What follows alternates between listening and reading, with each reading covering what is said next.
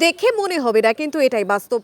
বয়স মাত্র 2 বছর 8 মাস। এর মধ্যে অনেক কিছু তার মুখস্থ। অনর্গল বলতে পারে দেশ, জায়গা, বাদ্যযন্ত্রের নাম। এমন প্রতিভার সম্মানও পেয়েছে সে। নাম তিথি ঘোষ। এই ছোট্ট তিথির নাম উঠেছে এই বছরের ইন্ডিয়া বুক অফ রেকর্ডসে। মেয়ের এই সাফল্যে আনন্দে ভাসছে তিথির বাবা মা। পুরাতন মালদা পৌরসভা 13 নম্বর ওয়ার্ডের খৈহাট্টা এলাকায় তিথির বাড়ি। বাবা রনিক ঘোষ পেশায় একজন ব্যবসায়ী, মা কাজনী ঘোষ হচ্ছেন গৃহবধূ। সম্প্রতি ইন্ডিয়া বুক অফ রেকর্ডসের তরফে দেশ জুড়ে ট্যালেন্ট সার্চ হয়েছিল। গত 14 জুন অনলাইনে সেই প্রতিযোগিতায় অংশ নেয় তিথি। প্রতিযোগিতায় তাকে 9 ধরনের প্রশ্ন করা হয়। তার মধ্যে ছিল বিভিন্ন বাদ্যযন্ত্রের নাম, ফুল, ফল, জাতীয় পতাকা, জাতীয় ফুল, বিভিন্ন ধরনের শাকসবজির নাম ইত্যাদি। প্রায় প্রতিটিরই সঠিক উত্তর দেয় তিথি। গত 5ই জুলাই তিথির বাবা রনি বাবুকে ইন্ডিয়া বুক অফ রেকর্ডসের তরফে জানানো হয় তার মেয়ে প্রতিযোগিতায় সফল হয়েছে, তার নাম ইন্ডিয়া বুক অফ রেকর্ডসে উঠেছে। ইতিমধ্যে পার্সেলের মাধ্যমে নিজের পুরস্কারও পেয়ে গিয়েছে তিথি। প্রথমে বিভিন্ন প্রশ্ন এবং তার উত্তর দানের ভিডিও ছবি দিয়ে মেয়ের নাম ইন্ডিয়া বুক অফ রেকর্ডসে পাঠায়। এই ভিডিও দেখে সংশ্লিষ্ট কর্তৃপক্ষ খুশি হয়। এরপর তারা আবার মেয়ের পরীক্ষা নেয়।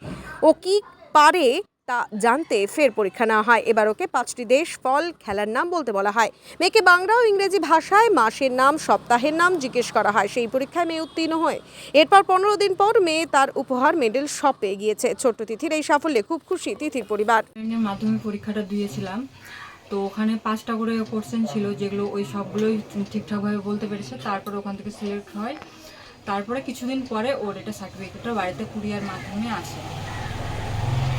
কি পরীক্ষা ছিল এখানে? যেমন ছিল বাদ্যযন্ত্র, তারপরে খেলাধুলা, আমাদের দেশের জনপ্রিয় খেলাধুলা, কয়েকটা দেশের নাম বলেছিল। তারপরে ফলের নাম, ফুলের নাম, ইংলিশ বাংলা দুটোই। আরও কিছু কিছু ছিল, যেমন সানডে মানডে,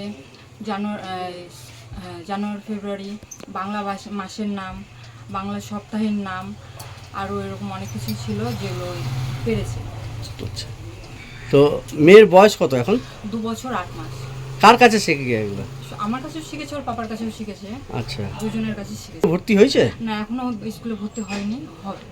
জেলায় কি আর কেউ পেয়েছে এই পুরস্কার? না, এরকম এখনো আমাদের জানাশোনা আমাদের কেউ জেলাতে দেখিনি এখনো কেউ। কেমন লাগছে মেয়ে যে এই সাফল্য?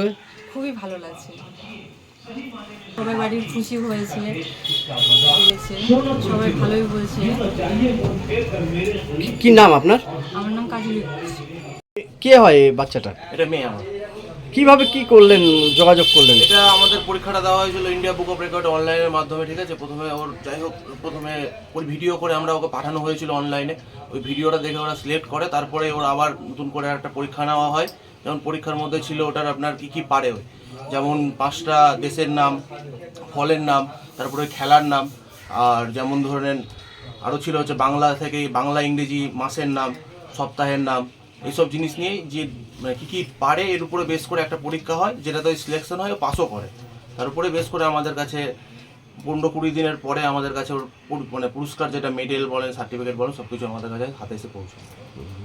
জেলায় কি আপনার মেয়ে পেয়েছে? হ্যাঁ, জেলায় আমার মেয়ে আমাদের জানাশোনার মধ্যে এই আছে, তাছাড়া আমরা কাউকে দেখি। কার কাছে শেখা এগুলো? এগুলো বেশিরভাগটাই ওর মার কাছেই শেখা। আমি সেরকম দোকানের ক্ষেত্রে টাইম পাই না, তার জন্য ওর মাই বেশিরভাগটাই শেখায়। কেমন লাগছে মেয়ের এই সাফল্য? ভালো লাগছে, খুবই ভালো লাগছে।